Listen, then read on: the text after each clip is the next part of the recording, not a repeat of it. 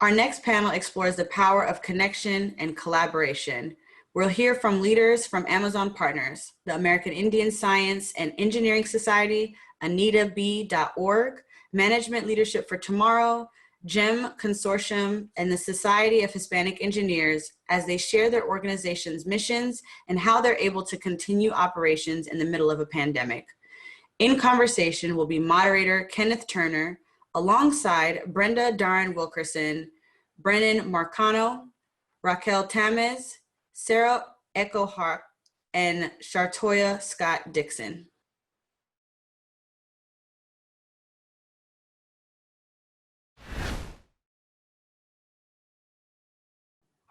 Hi, my name is Kenneth Turner, and I'm a Principal Program Manager with Amazon in the community. Represent the Future is Amazon's first ever career enrichment summit to uplift Black, Latinx, and Native American professionals of all backgrounds and experience levels. Welcome to our panel, The Power of Connection and Collaboration. Joining me today in this important discussion are Shartoya Scott Dixon from Management Leadership for Tomorrow, Raquel Tamez from the Society of Hispanic Professional Engineers, Sarah Echohawk from the American Indian Science and Engineering Society, Brennan Marquez from the GEM Consortium, and Brenda Daren Wilkerson from AnitaB. Today we'll hear about the role each organization plays in outreach to underrepresented communities. So to start, can you introduce yourself, tell us a bit about why this conversation is important for you, and we'll start with Shartoya. Thank you, Kenneth. Hi, everyone. My name is Shartoya Scott Dixon, and I am Vice President of Campus Programs at Management Leadership for Tomorrow. I've been with MLT for about 6 years now, but I've been a longtime member of the MLT family because I'm also an alum of one of our programs. And so that's really why this discussion and the thought of collaboration and community means so much to me, because I'm a product of our program and the things that we're doing in the community. Fantastic. Brennan? Hi, my name is Brennan Marquez. I'm the CEO of the National GEM Consortium. My pronouns are he, him. I am Black and Hispanic, and if I were to encapsulate myself, I would say I am a problem solver and a storyteller. And these are skill sets that have served me well over the multiple iterations of careers that I've had over the past 2+ decades. Starting off obviously in media and entertainment, where I learned to tell stories of others, migrating over to Wall Street, where I spent the majority of my career, learning how to capture the storylines and narratives of corporations and translate that into solving problems of business modeling. And then finally into my current iteration as CEO of nonprofits, this being my third nonprofit, GEM, and I've been with GEM for 4 years, and having the privilege of being able to tell the stories of others in an effort to make the world a better place. Thank you, Amazon, for having me here today. Thank you. And now Sarah? Sure. Hi, Sarah Echohawk. I'm a citizen of the Pawnee Nation of Oklahoma. My pronouns are she, her. I've been with ACES now as the CEO for over 7 years, but I've been doing work on behalf of Indigenous people for over 20 years, having served with First Nations Development Institute, which was about asset building in Indian country, and then previously at the American Indian College Fund, working for tribal colleges. And in addition to that, I taught as an adjunct professor for over 9 years at Metropolitan State University of Denver, teaching Native American studies, Native American politics, and just introductory Native American studies. So happy to be here, happy to be working with Amazon. Thank you. Great, thank you. Raquel? Hi, Raquel Tamez. I am the CEO of SHIP, the Society of Hispanic Professional Engineers, and my pronouns are she and her. I've been serving as the CEO of SHIP for 3.5 years, and previously I was the Chief Legal Officer, General Counsel for another nonprofit, Source America. The mission was all about the creation of employment opportunities for persons with significant disabilities. SHIP is all about the education and the empowerment of Hispanics in STEM. And when given the opportunity to participate on this panel, it was a resounding yes. Amazon is an industry partner to SHIP, and Brennan at GEM and Sarah at ACES, we work together. I consider them colleagues and friends. And ACES and SHIP, for example, we pursue grants together. We have a couple of grants with NSF. Anything to come together, to connect and to collaborate and to actually move the needle is what I'm all about. And I'm looking forward to having the conversation. Great, thank you so much. And finally, Brenda. Yes, thank you, Kenneth, and thanks so much for having me. I'm Brenda Darden Wilkerson. My pronouns are she and her. I'm really excited to be a part of this conversation and to speak with these amazing people who are doing the work that is part of this conversation. So my background started out in technology, in corporate. I moved into education and now into running a nonprofit. I've been CEO of AnitaB.org for the past 3 years. And this conversation is very timely, has always been timely. The work is very important around making sure that the table where tech is created is very diverse as the world is. Our community is global. We have communities across the country, across the world. And our conversation is always around making sure that the place where tech is created is as inclusive as possible so that the products and services that are created serve the populations that need it the most, which is everyone. So I'm excited for this conversation. Excuse me, I'm excited to be a part of moving the needle forward. Thank you to Amazon for having this conversation, for being an industry partner to us as well. Great, thank you. So I'd love to hear a little bit more about your organization, your mission, key programs. So to start, Shartoya, could you tell us a little bit more? Sure. So MLT was founded in 2002, and our focus is transforming the leadership pipelines for our influential organizations that we work with by delivering breakthrough results for individuals and institutions. So at MLT, we really do work along the entire career continuum with our fellows, as we call them. So we start with college students, then move to early and mid-career professionals, as well as senior executives, to help them have the genuine sense that they belong and the confidence that they belong in the senior leadership roles that they find themselves in and that they will hopefully continue to find themselves in. We also have over 150 partner institutions and corporations that we work with, including Amazon, and we help them with to kind of think through their strategies for recruitment, retention, as well as diversity strategies. We've recently been very active in helping our corporate partners and others think through their diversity strategies that have the rigor and the outcomes and the metrics that all of their other areas of business have, and that's been a focus of ours recently. We also want to make sure that our fellows who are African American, Latinx, and Native American are able to get those high trajectory jobs right out of college so that they can influence and impact the economic mobility of their families. And then that leads to them being able to have the social capital as high impact senior leaders to transform their institutions as well as vulnerable communities.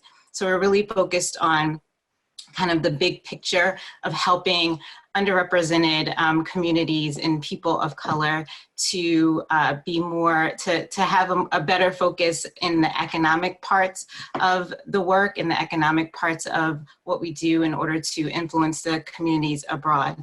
And so at MLT, we envision a world where diverse leadership is no longer underrepresented, and that's what we're working towards at MLT.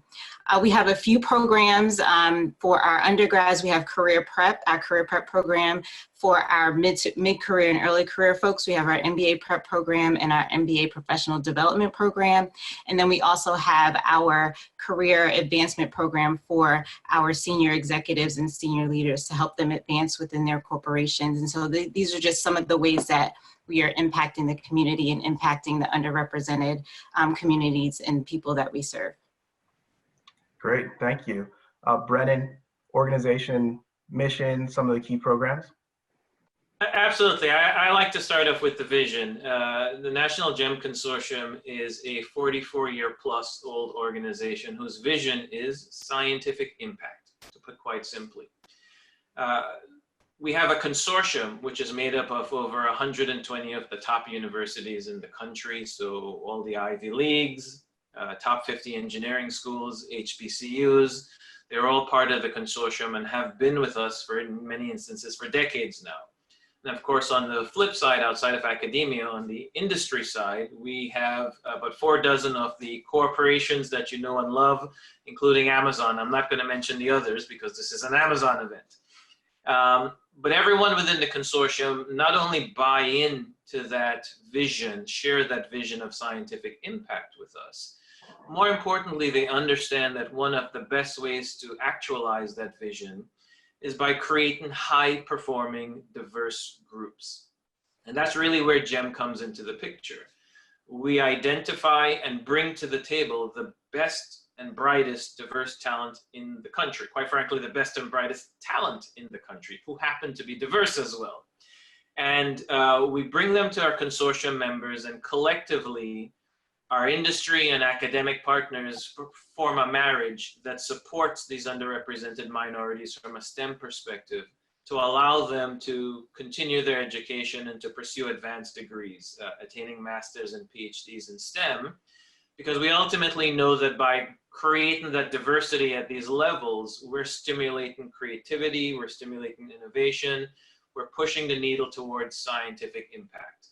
And so what you see through our programs at the end of the day, we cut a check for folks to be able to continue their aspirations at the master's and PhD levels. Corporations are typically very interested in this model because it gives them access to, like I said, the best and brightest talent in the country. And we also really spend a lot of time on fit, because you can have super smart folks that are not the right fit for your organization. So we partner with our corporate partners to ensure that we're bringing in the right folks within their organization that can have the greatest impact. But at the end of the day, what we're facilitating is breaking down 2 essential barriers that a lot of URMs face in considering pursuing advanced degrees. One, in many instances, they believe that pursuing an advanced degree, a PhD, is just to teach. Well, the reality is, by having a PhD, you can do anything you want. You're now the subject matter expert. And the second part is, in many instances, our URMs have financially barely made it through their undergrad.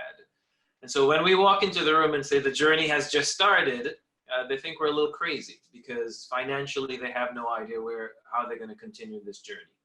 And so we have the pleasure of being able to address them by letting them know that your career trajectory magnifies once you have a PhD. And oh, by the way, you don't have to pay for it. And those are usually 2 of the major barriers that stop our folks from participating. And then they go on to do great things at many of the organizations that we have within the consortium, as well as beyond, both within STEM and outside of STEM. And so GEM spends a lot of time raising the awareness to diverse populations of the importance of pursuing advanced degrees, and then hand-holding them through that process so that they end up either in academia or in industry, or even starting up their own businesses, so that ultimately we can achieve that scientific impact. Thank you. So Sarah, vision, mission, some of the key programs?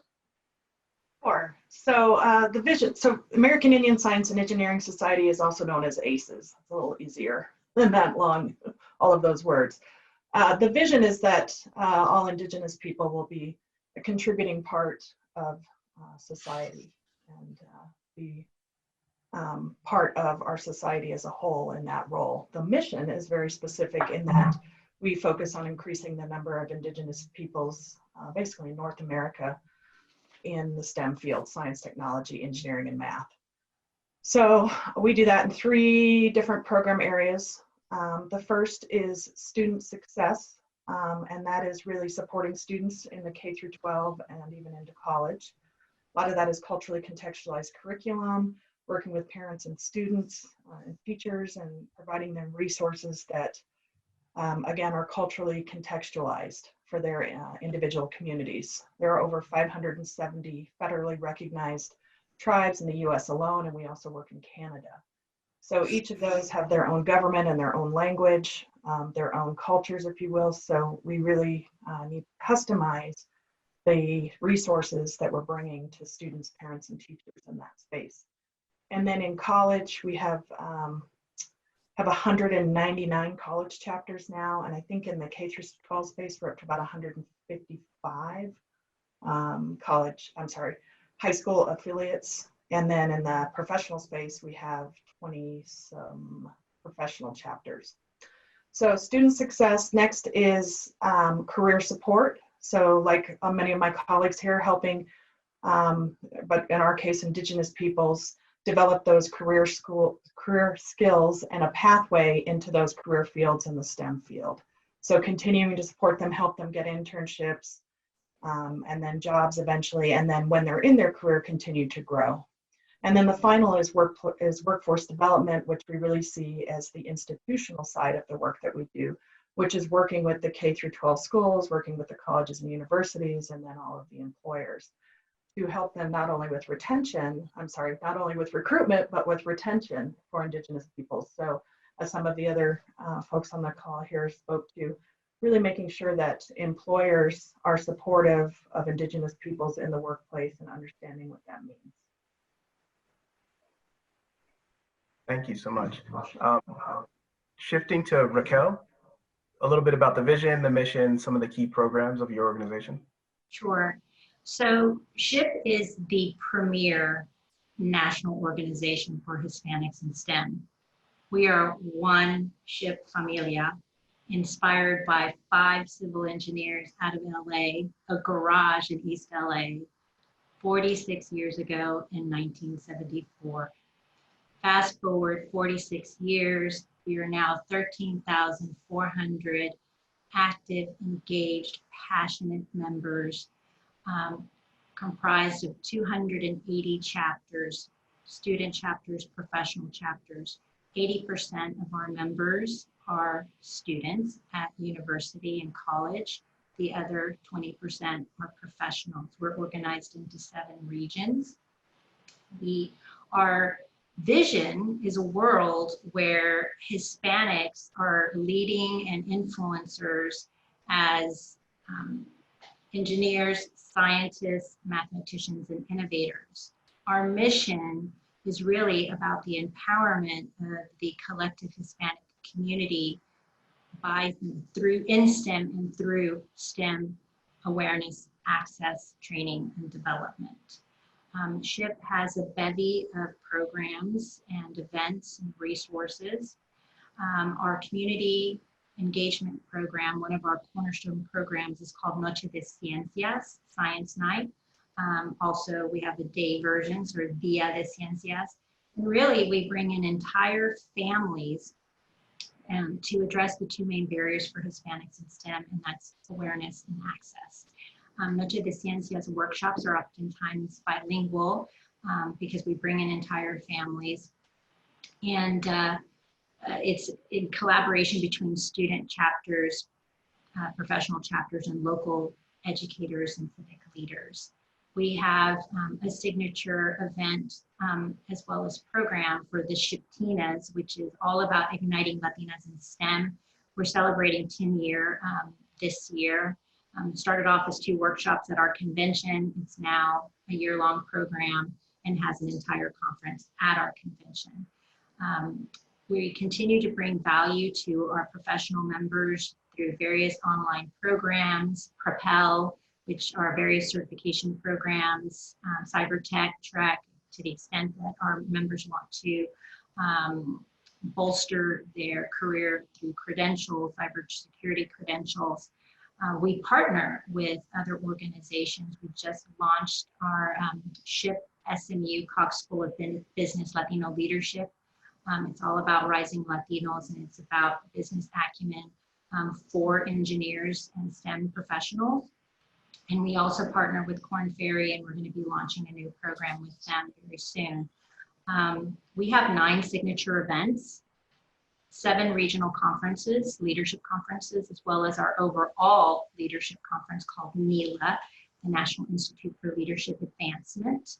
where we certify our chapter leaders at the student, professional, regional, and national level. And then our convention.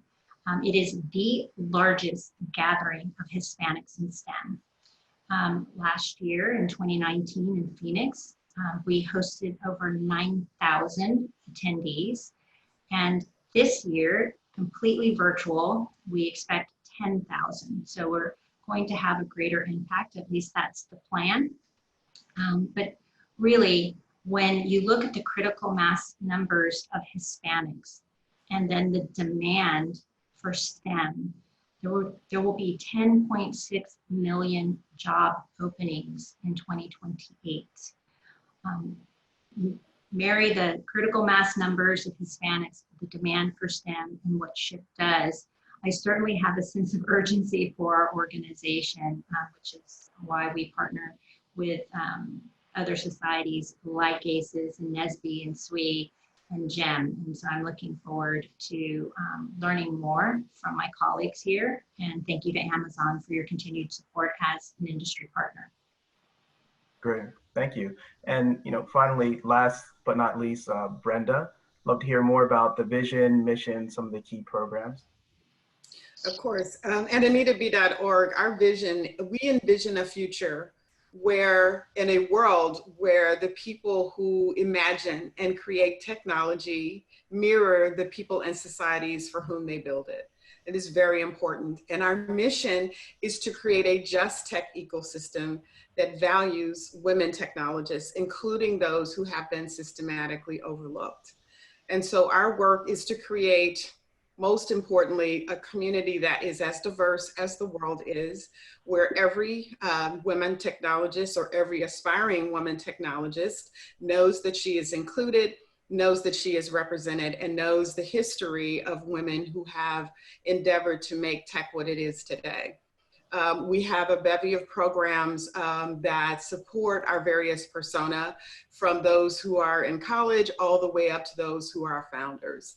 Our signature event is called the Grace Hopper Celebration, and as you shared, we just came off of an event that had 39,000 registered attendees, where we worked to make sure that the attendees were as diverse as we could possibly make it. Every single year, we have more diversity representative in terms of offering scholarships, in terms of offering opportunities for women to have mentorship, and also to provide mentorship to a diverse set of women technologists.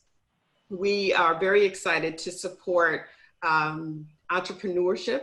We had our third annual Pitch Her competition, which reaches out to a diverse set of women technologists to support them and hold a pitch competition for both for-profit and nonprofit founders with prize money and training and mentorship from other either venture capitalists or founders. And we're really excited to be able to support that opportunity, not only here in the US, but also in our sister community in India.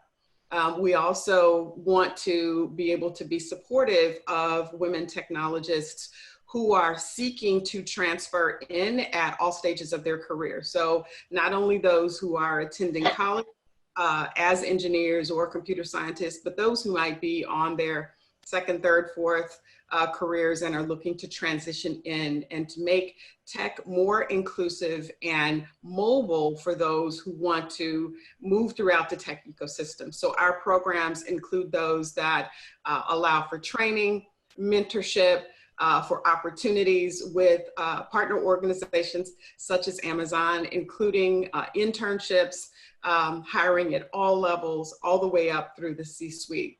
And so the work that we do is to empower women with information and community and connection so that they know what their choices are, as well as transforming the organizations where they will either learn, be hired, or have access to capital.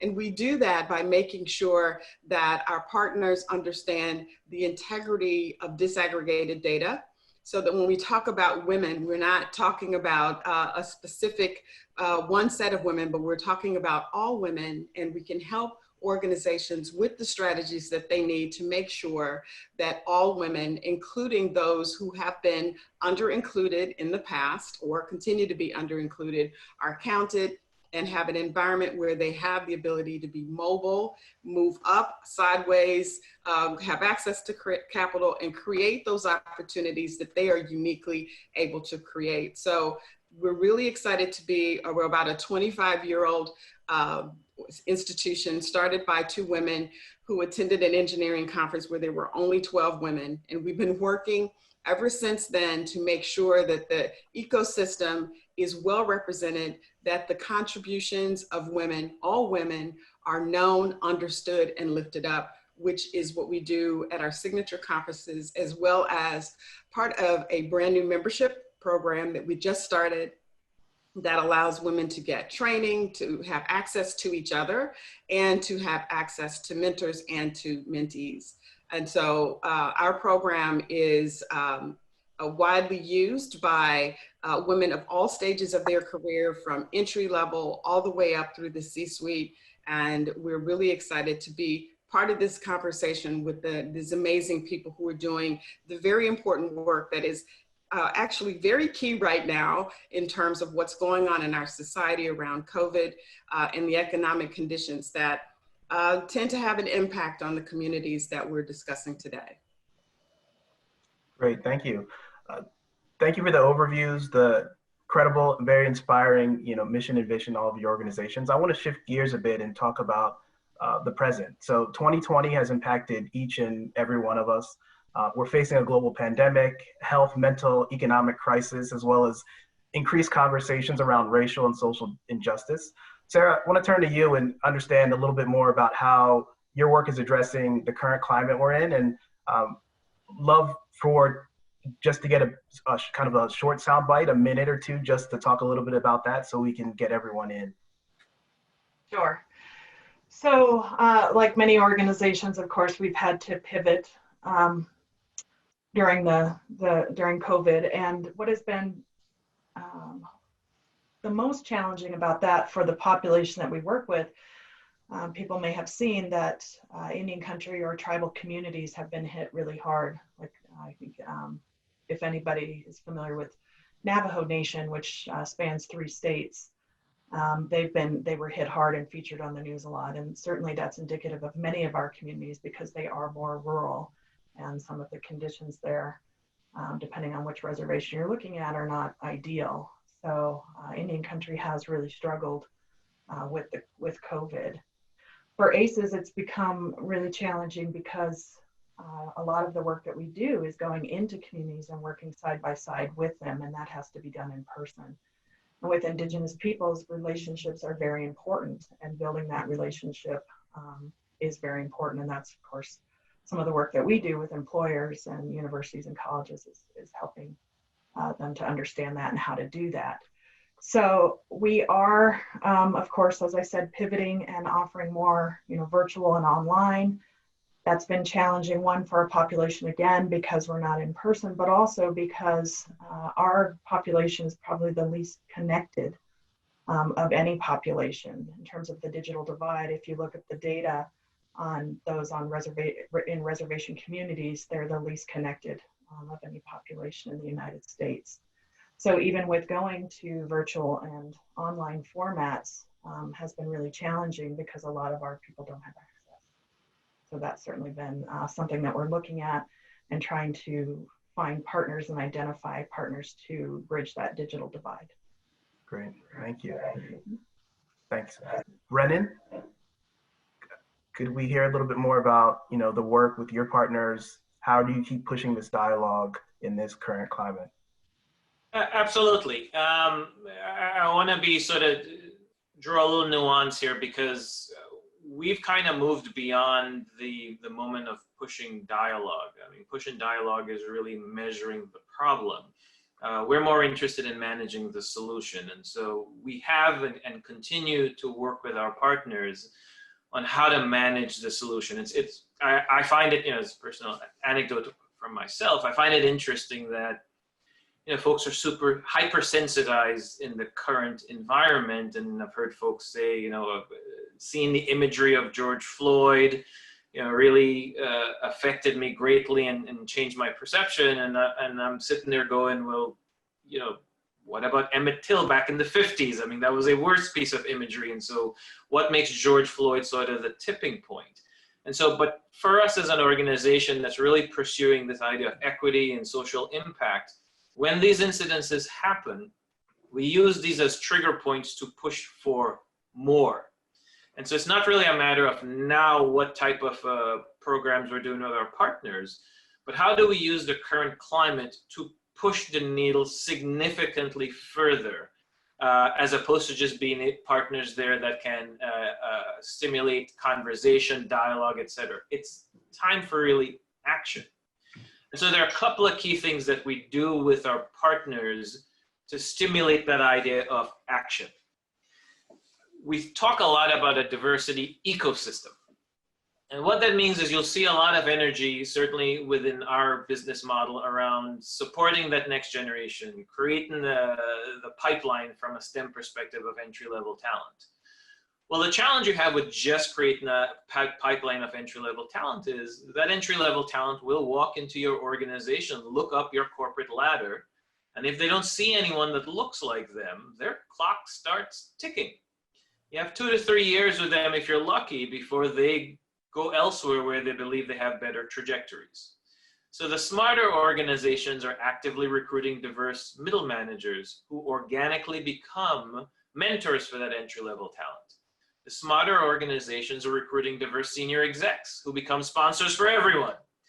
And so by building out that diverse ecosystem, and the beauty of working with GEM is we have over 4 decades of individuals that fill those ranks, even all the way up to the board. We've had Ursula Burns as a GEM alum, as well as a lot of other folks really high up, high caliber. And so we work with organizations to really create the diverse ecosystem, because that's sustainable. That can build on its own and self-perpetuate.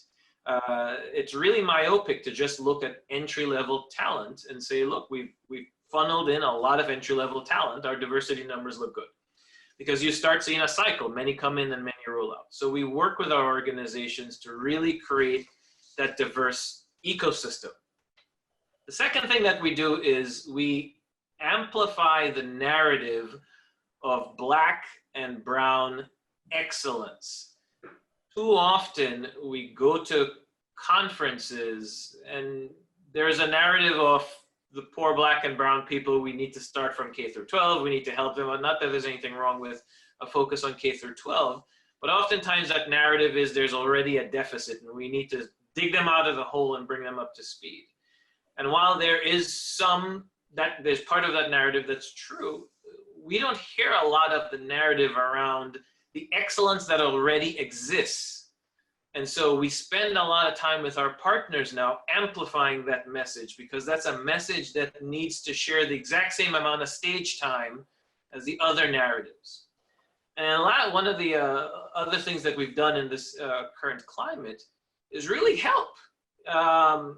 There are many folks internal within their organizations, either in the D&I space or in the HR space or just business partners, that see this as an opportunity and may not necessarily know how to navigate those waters to elevate change within their organizations. Yeah. And so we really step in to say, well, based on our experiences, because we work with multiple partners, this works over here, you should try that. Or we've seen some success in these other environments. And we then become sort of a support system for many of our corporate partners and university partners as well, because at the academic level, these are institutions that are actively seeing hypersensitized students walk on their campus. And you can't just say, we support Black Lives Matter, because the response from the student bodies, and this has actually happened, so I'm sharing it, is the student body will respond to you, say, thank you for the email, we're glad that you support Black Lives Matter. By the way, how diverse is your faculty? How diverse is your board? Because if you're not taking steps in that manner, then it's just dialogue. And the time for dialogue has gone. And so to sort of recap this, from a GEM perspective, we've used this as an opportunity to further pivot from measuring the problem to truly managing the solution. Yeah, thank you. Very powerful. I want to shift to Brenda and some of these same themes around, amplification. How are you adapting in this current climate with your organization? Sure. Yeah, very quickly. So of course, as Brennan said, there is this work has been going on before the incidents of George Floyd or anyone else we could name. And so what we've done is take this opportunity to educate along those lines.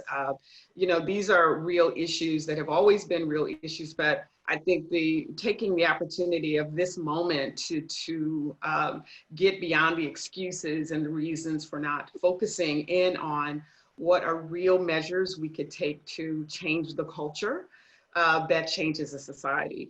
And so really reaching out to tech and helping our partners understand that the prejudices that bring these things to bear people don't park them when they walk in your doors.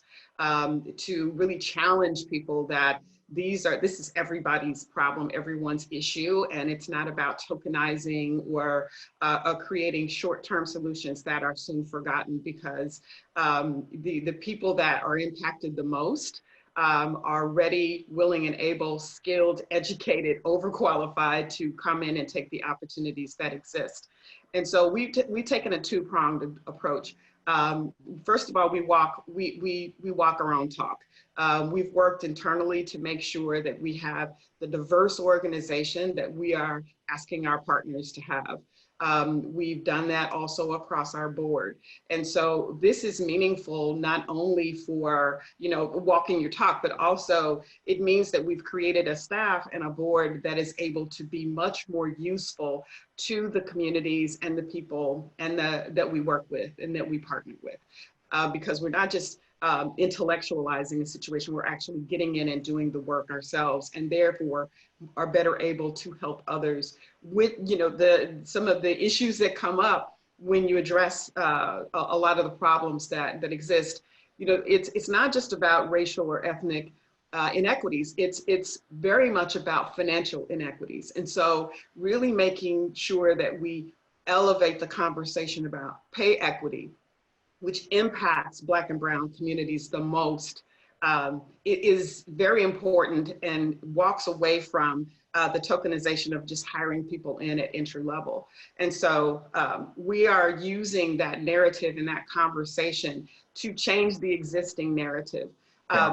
When COVID hit and we had to all go home, we started a webinar series called Elevating Conversations that addressed many of these issues and hit them head on. But the other thing we wanted to do was jump in and really help people. So we had created this fund called the Tech Journey Fund, and we pivoted it to focus on students who had to complete their education on their cell phones or in other impossible situations. And so they were able to apply for emergency funds to pay their rent or fix their cars, or issues that are really exacerbated in these particular communities. And so it's about setting the example, but also getting in, rolling up your sleeves, and doing the hard work, giving people what they need right now. Great, thank you so much. I want to turn to Raquel. What are you doing to amplify your work during these times with underrepresented minorities? Well, I'd like to think that what I do day in and day out is amplifying the message and the mission of SHIP. I think we've talked about communicating. I think we need to shift to actual advocating. There's a lot of people talking a lot, talking loud, not listening, and not necessarily being influential or influencing positive change.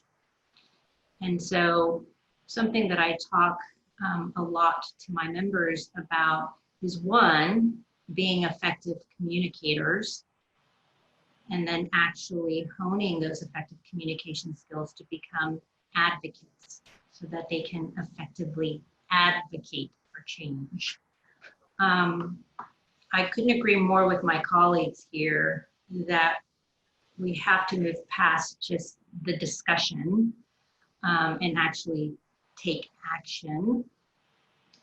But in many instances, I think that there's still an opportunity to pause and listen because I think that there are a lot of well-intentioned individuals and organizations out there and trying to move quickly and trying to take action.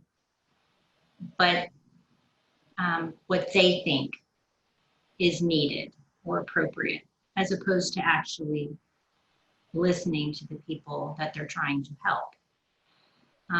And so one thing that is a personal mission of mine, and I believe an obligation and a responsibility of mine as the CEO of SHIP, is to empower my members, my individual members. And so we provide the programming and the training and the development and the resources to help them become leaders, effective communicators, advocates, and influencers.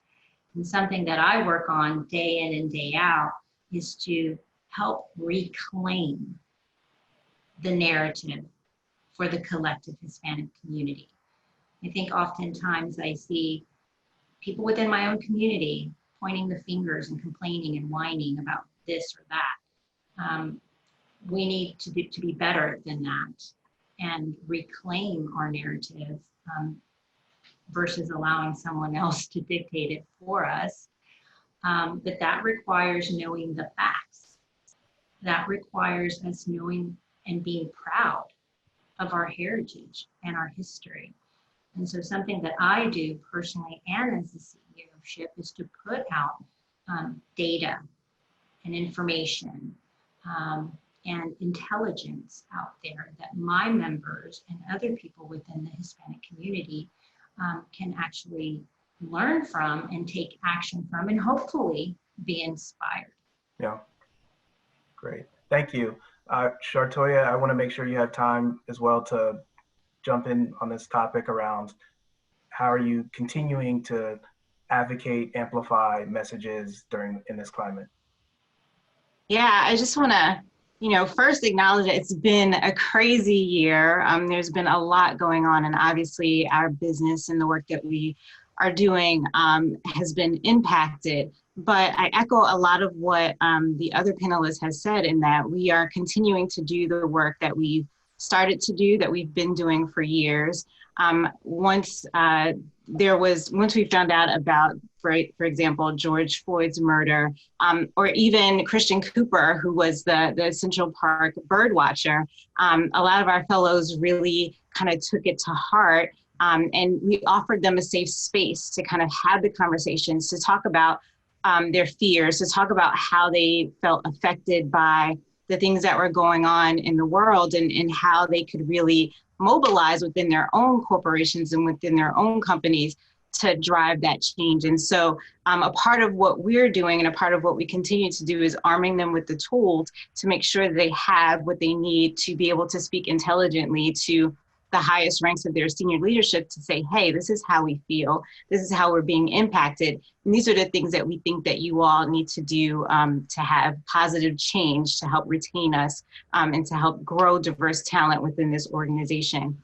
And so that's the work that we've been doing. And I think this moment has kind of put a spotlight on that work. And we've had so many companies and businesses come to us. Our CEO, John Rice, has been very vocal in the media about what he thinks it takes to be successful for companies to gain more diversity, to retain talent, to recruit talent. I do think that it's a multi-pronged approach across the board. You have to have companies who believe that there is a pipeline of talent. We heard so much over recent days of folks and CEOs feeling like there's no pipeline of talent. There is definitely a pipeline of talent. And so making folks aware of that. Then also our fellows, our 8,000 alums that are out there who are working in corporate America, how are they feeling? What are they going through? How are they being enriched and poured into and given the resources to be successful so that companies can retain them? And then for senior leaders, for those diverse senior leaders, what do they look like? How can they, be sponsors for the ones coming behind them? And so that's kind of the work that we're focused on.